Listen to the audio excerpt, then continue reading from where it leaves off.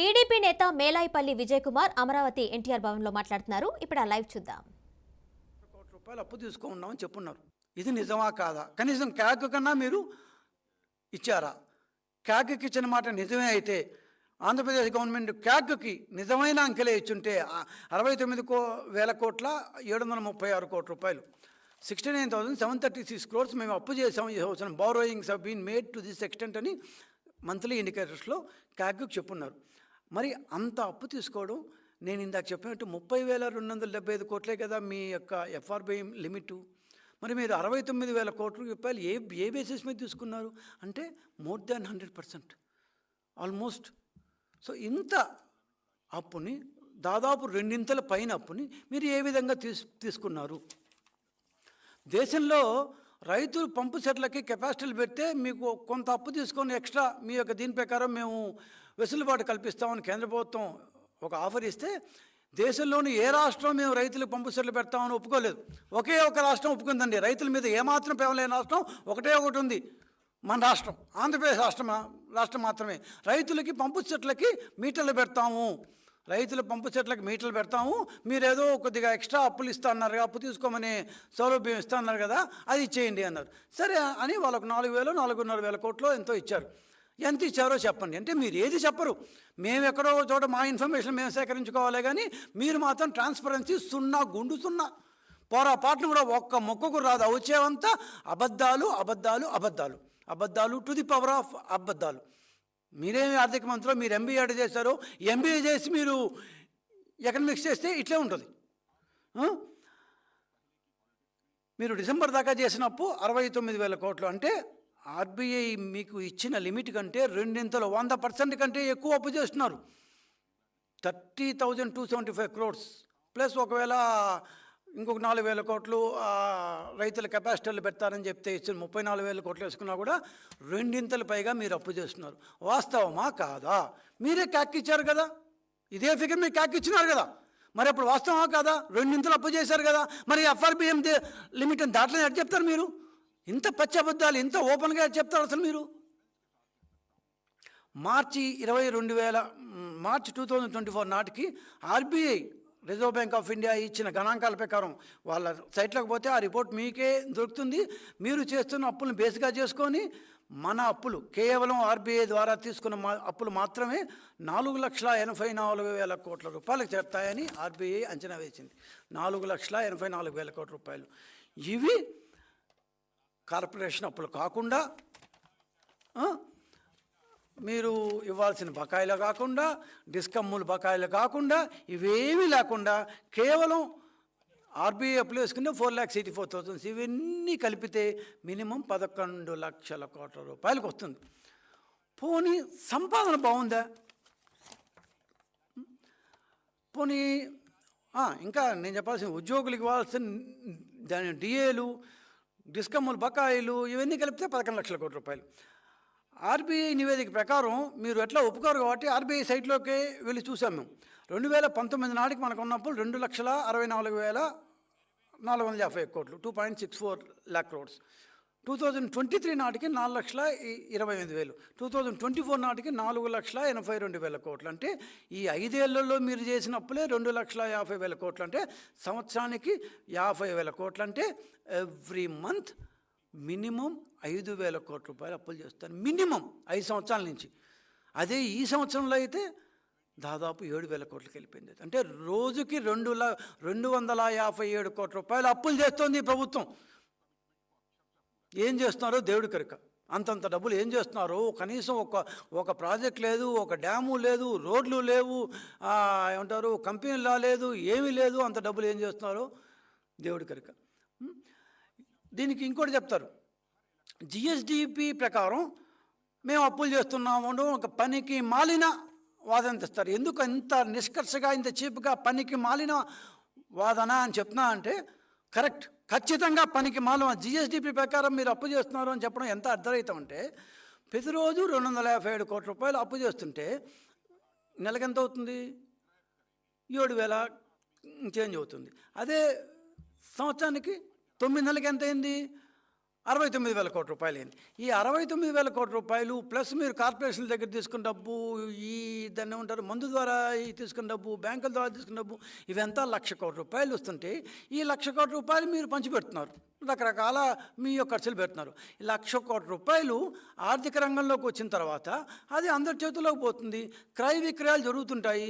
క్రయ విక్రయాలే కదా జిఎస్డిపి అంటే జనాలకి ఇవంతా ఇంత టెక్నికల్ లాంగ్వేజ్ తెలియదు కాబట్టి జిఎస్డిపి ప్రకారం మేము అప్పులు చేసేస్తామన్న ఒక పనికి మాలిన చెత్త వాదన తెచ్చేసి మిమ్మల్ని మేము సమర్థించుకుంటే తప్పు కదా. What is member DSP?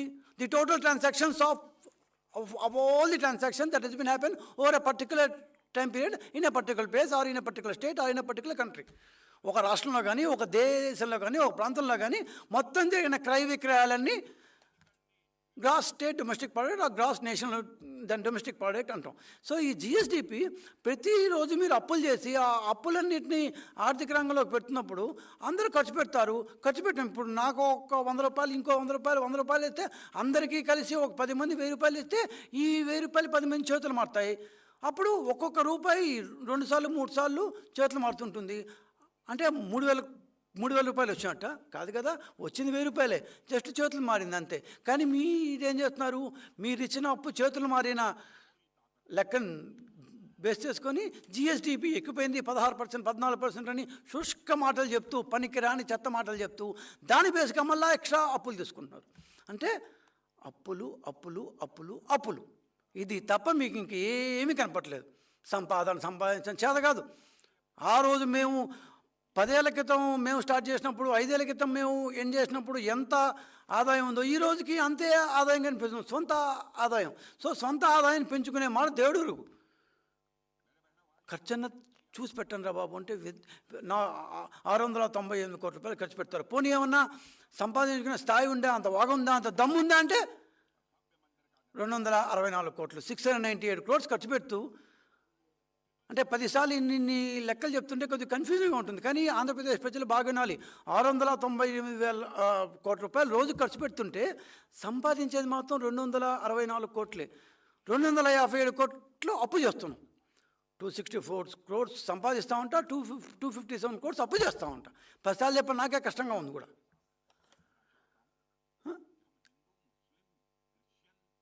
అప్పు చేసేది, ఖర్చు పెట్టేది, ఆర్థిక వ్యవస్థలో జరిగే క్రయ విక్రయాలు చూపించి జిఎస్డిపి పెరిగిపోయిందని చెప్పి మళ్ళీ అదనంగా అప్పు తెచ్చుకునేది. ఇదేం ఆర్థిక పాలసీ అండి? మీ ఎంబీఏలు ఇది అనిపించారా?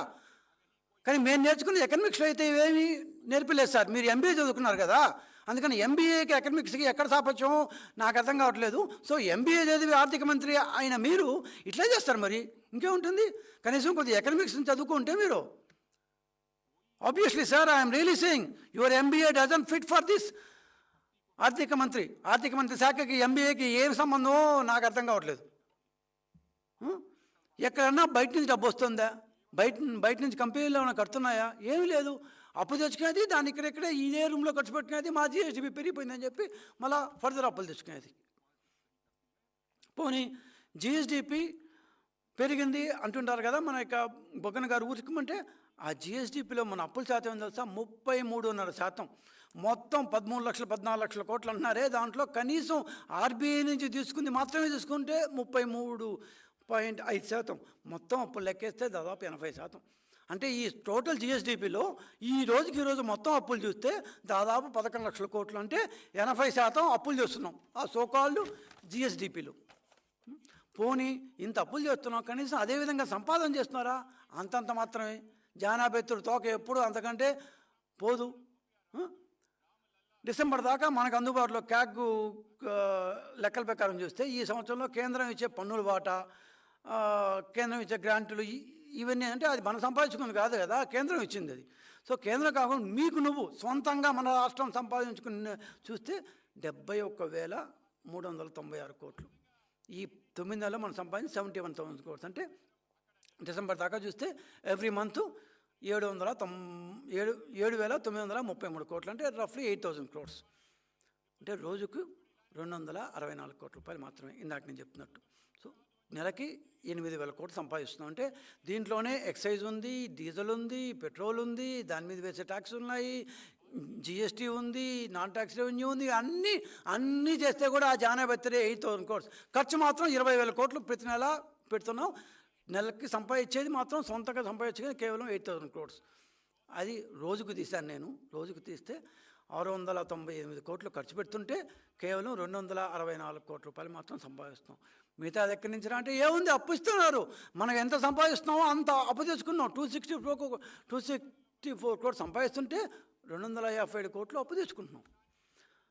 పోనీ ఇదేమన్నా క్వాలిటీ సంపాదన అంటే బయట నుంచి కంపెనీలు వచ్చి వాళ్ళ అక్కడి నుంచి పన్ను కొట్టి ఆ బయట నుంచి వచ్చే డబ్బు ఏమన్నా మన ఖజానాకు వస్తుందా? ఒక్క కంపెనీ కూడా వచ్చిన పాపన పోలేదు. వచ్చిన కంపెనీలు మనం అందరం పంపించేస్తున్నాం. ఒక్క కంపెనీ రాలేదు. బయట నుంచి వచ్చే డబ్బు ఏమీ ఉండదు. పోనీ ఈ 264 కోట్లు సంపాదిస్తామని చెప్పాం కదా ఎవ్రీడే. అప్పు కాకుండా అప్పు 257 crores అయితే సంపాదన 264 crores. అప్పు కంటే సంపాదన 7 కోట్లు ఎక్కువ ఉందండి. దానికే వీళ్ళు సంతోషపడిపోతున్నారు. సో ఈ 264 crores ఎలా సంపాదిస్తారు తెలుసా? మద్యం 41 నుంచి 45 కోట్ల రూపాయలు ప్రతిరోజు మద్యం అమ్మకాల ద్వారా సేల్స్ ట్యాక్స్ లేకుండా చెప్తున్నాను నేను. కేవలం ఎక్సైజు ఏంటారు ఏపీ దాని బెవరేజ్ కార్పొరేషన్ లిమిటెడ్ ద్వారా వచ్చే సేల్స్ మాత్రమే తీసుకుంటే ఎక్సైజ్ ట్యాక్స్ లేకుండా 41 నుంచి రోజుకి 45 కోట్ల రూపాయలు వస్తాయి. సేల్స్ ట్యాక్స్ అంటే ఏం తెలుసా? జిఎస్టీ వేరే. సేల్స్ ట్యాక్స్ అంటే పెట్రోలు డీజిల్ మీద వేసే ట్యాక్స్. భారతదేశంలో కంటే అత్యధికంగా tax sales tax petrol diesel మీద 33% మన రాష్ట్రంలోనే ఉంది. ప్రజలు ముక్కు పిండి మరీ చీమిడి ఇట తీసి ఇసురు కొడుతున్నారు సావుపో అని చెప్పి. అంతంత కాస్ట్ 110 రూపాయలు పెట్రోల్ పెట్టి ఇస్తుంటే ఒక్కొక్క కళ్ళల్లో నీళ్ళు కొడుతున్నాయి బస్సు. మీకేం తెలుసు చెప్పండి? మీరు కొత్త కార్లు కొనుక్కుంటారు, కొత్త దాన్ని ఏమంటారు, బుల్లెట్ ప్రూఫ్ కొంటారు, హెలికాప్టర్ కొనుక్కుంటారు. ఇక్కడ ఒక్కొక్కరికి అది ఇంకా ఇంతకంటే బూతులు వాళ్ళే. నేను 51 కోట్లు సేల్స్ ట్యాక్స్ మీద వస్తుంది, 45 కోట్లు మద్యం మీద వస్తుంది, 106 కోట్లు. 264 crores 106 crores అంటే దాదాపు 40%, 36-37% కేవలం మద్యం అండ్ పెట్రోల్ డీజిల్ మీద వస్తుంది. ఈ రెండు ప్రజల నుంచి ముక్కుపిండి లాక్కునేవే కదా. అంటే నువ్వు సంపాదించింది ఏది? 160 కోట్లు సంపాదిస్తావు నువ్వు. ఇది ఏది? నాన్ ట్యాక్స్ రెవెన్యూ, ఆ రెవెన్యూ, రకరకాల రోజుకి అప్పు కంటే మీరు యాక్చువల్గా ఈ సేల్స్ ట్యాక్స్ ఇవి చేస్తే అప్పు కంటే మీరు సంపాదించేది దాదాపు 150% తక్కువ ఉంది. మీరేమో ఆర్థిక స్థితి బ్రహ్మాండంగా ఉందంటారు.